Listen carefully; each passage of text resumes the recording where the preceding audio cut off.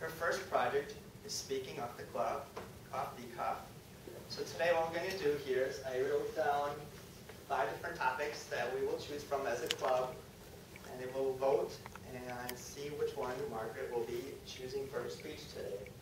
The first one is a way to fabulous travel, but only if you're 55 or beyond.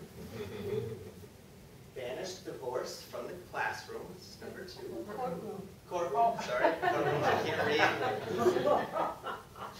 Number 3. So you want to be a landlord.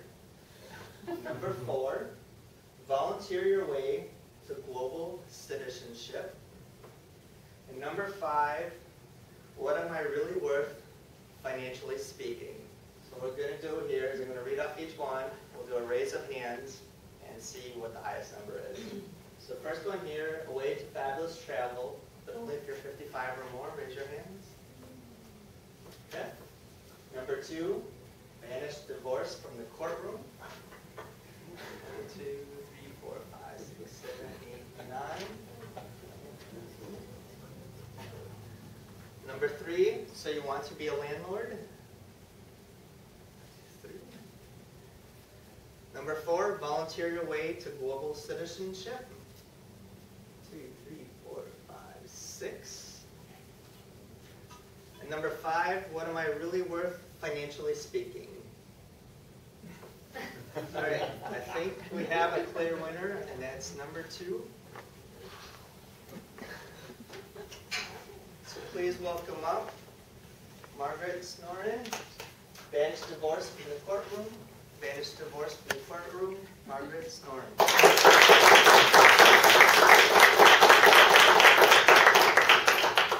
Mr. Toastmaster, fellow Toastmasters and welcome guests. Law is really the rules of the game when you're part of a society. Every society makes laws differently based on their values, religiously, their economic situations, their cultural traditions. Marriage in most parts of the world for centuries was arranged for economic reasons, to protect family investments, to uphold the cultural values. You know, it's only been about the last 300 years that 2 people got to pick who they marry in the Western world. Our young people today pick a partner based on a romantic ideal, deeply personal values. Their choices are often in conflict with cultural values or family desires or their traditions. And our society doesn't support them very well with dual careers, transfers, moving around. The end result, 50% of Americans who are married divorce. 3/4 of those try it again. Guess what? 60% of those wind up in divorce.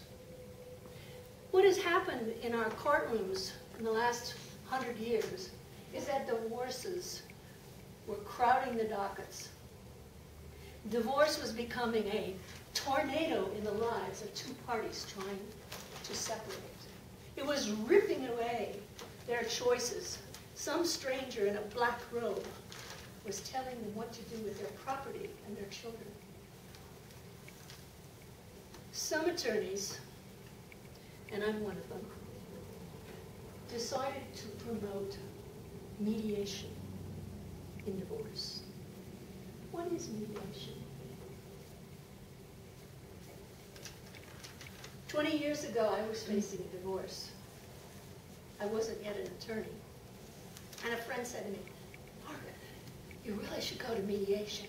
It's a lot cheaper. So I said, what's mediation? Well, I found out it's where the 2 disputing parties, in the case of a marriage dissolution, the husband and wife, meet with a third neutral party. They decide the terms of their marriage dissolution, and they come to a written agreement. Mediators in most states are licensed. They tend to be social workers, religious figures. Sometimes they're lawyers. Sometimes they're even accountants. But their job is to help the two parties look at the issues that must be resolved in a marriage dissolution and agree on how to handle those matters. Then an agreement is drafted and submitted to the court for final divorce. Mediation is private. It's usually a lot quicker than the courtroom. Believe me, it's cheaper. Why? You only hire one mediator. And you know what? Generally, their fee is half the price of a lawyer's. Unless, of course, you hire a lawyer for a mediator. And you only need one, so it is cheaper. And how much better that two parties who made this very personal commitment to each other are the ones who decide how to dissolve that partnership. It also provides a way to vent that you don't dare do in the courtroom. Don't misunderstand, though. I'm not saying mediation is therapy. It's not. But it does provide a way for two often broken-hearted parties to find a new relationship, especially if they have children. A way to talk to each other, because they will need to continue to do that. Mediation clears the court dockets. It's cheaper. It leaves the parties in control. It's private. It's not appropriate if there's been abuse. It's not appropriate if there's been criminal activity. And it's not appropriate if there's reason to disbelieve the veracity of one of the party. But in most cases, there is some remnant of caring, and parties can come together and find a way to dissolve their relationship. I believe, both as a person who experienced mediation and as a lawyer who worked with parties in the divorce process, mediation can gentle the storm of divorce. Mr. Toastmaster.